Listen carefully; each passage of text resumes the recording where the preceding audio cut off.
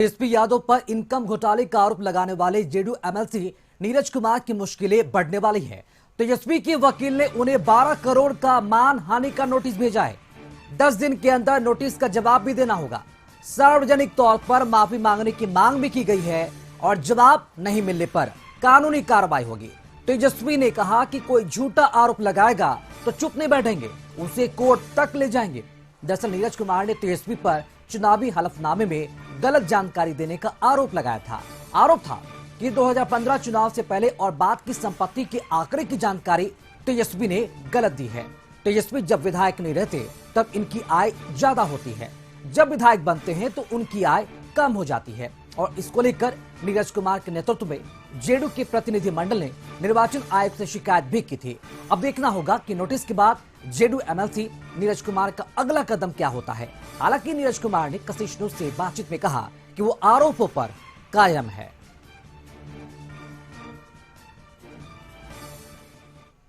घोटाला कर रहे हैं तो हम उसको लीगल नोटिस क्यों नहीं भेजें? और अगर बकायदा कोई जवाब नहीं आएगा तो हम उसको कोर्ट तक लेके जाएंगे। भाजपा, आरएसएस और आजकल जदयू जो है आरएसएस का चोला पहनी हुई है। जनता दल यूनाइटेड आरएसएस और बीजेपी के रंग में आ गई है। जो दंगा कराना चाहते हैं, जो देश को तोड़ना चाहते हैं, जो जहर समाज में फैलाने का कोशिश कर रहे हैं। और चलिए इसी खबर पर अधिक जानकारी के साथ सहयोगी आशुतोष हमारे साथ लाइव जुड़ चुके हैं। आशुतोष, तेजस्वी यादव ने इनकम घोटाले का आरोप लगाने वाले जेडीयू एमएलसी नीरज कुमार पर मानहानि का दावा ठोका है। ठोक बजाकर यह दावा ठोका गया, वो भी 1-2 करोड़ नहीं बल्कि 12 करोड़ रुपए मानहानि का। क्या लगता है लीगल नोटिस मिलने के बाद अब नीरज कुमार ने किस तरह की तैयारी शुरू कर दी है जवाब देने को लेकर?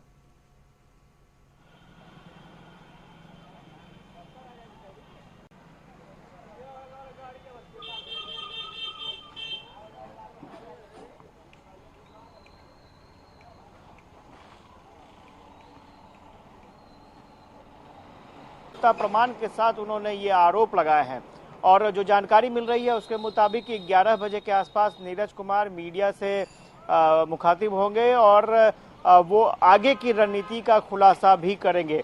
दूसरी तरफ उसी के आसपास तेजस्वी यादव ने भी एक प्रेस कॉन्फ्रेंस रखा है और वो भी अपनी बातों को स्पष्ट तौर पर मीडिया के सामने रखेंगे कि जो आरोप लगाए गए, आरोप ये था कि तेजस्वी यादव ने अलग अलग समय में अपनी इनकम उनका जो इनकम था वो अलग अलग दिखाया है। उन्होंने एक विधायक के तौर पर जो उनको सैलरी मिलती थी उससे उन्होंने कम सैलरी अपनी दिखाई है और जब वो विधायक नहीं रहते हैं तब उनका इनकम ज़्यादा हो जाता है और जब विधायक रहते हैं तब उनकी आय कम हो जाती है। इस तरह के आरोप लगाए गए थे।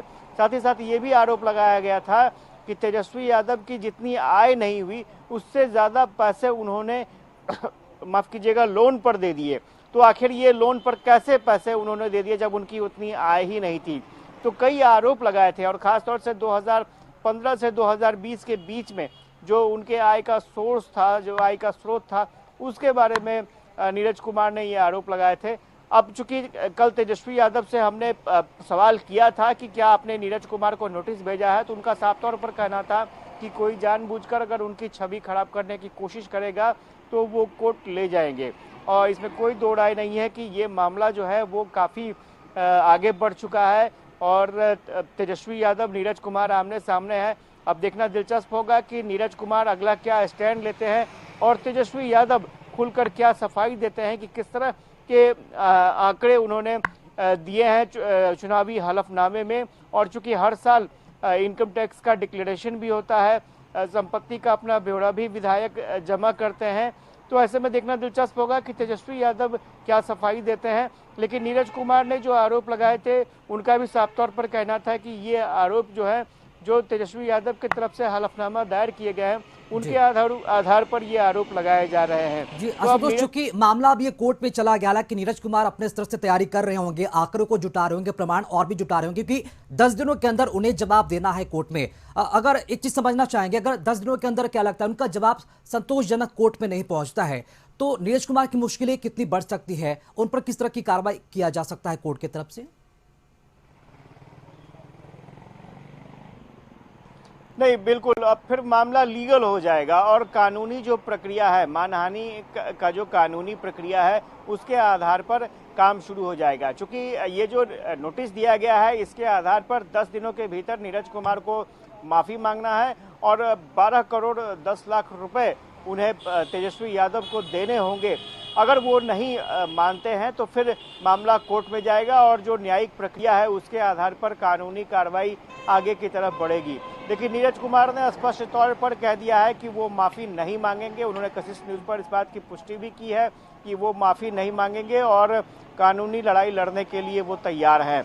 तो किस तरह से नीरज कुमार ने जो डॉक्यूमेंट्स दिए हैं उसकी कितनी सत्यता है, एक बार फिर से वो शायद मीडिया के सामने रखेंगे। 11 बजे के आसपास का वक्त मुकर्रर किया गया है। उस वक्त वो मीडिया से मुखातिब होंगे और अपने जो नोटिस आया है उसको लेकर के वो पूरी बातों को स्पष्ट करेंगे। जी बिल्कुल, इंतजार रहेगा 11 बजे का, जब नीरज कुमार प्रेस कॉन्फ्रेंस करेंगे। देखना होगा कि और क्या कुछ खुलासे और क्या कुछ प्रमाण दिखाते हैं मीडिया को तेजस्वी यादव के खिलाफ। बहुत शुक्रिया आपका खबर पर अपडेट के लिए।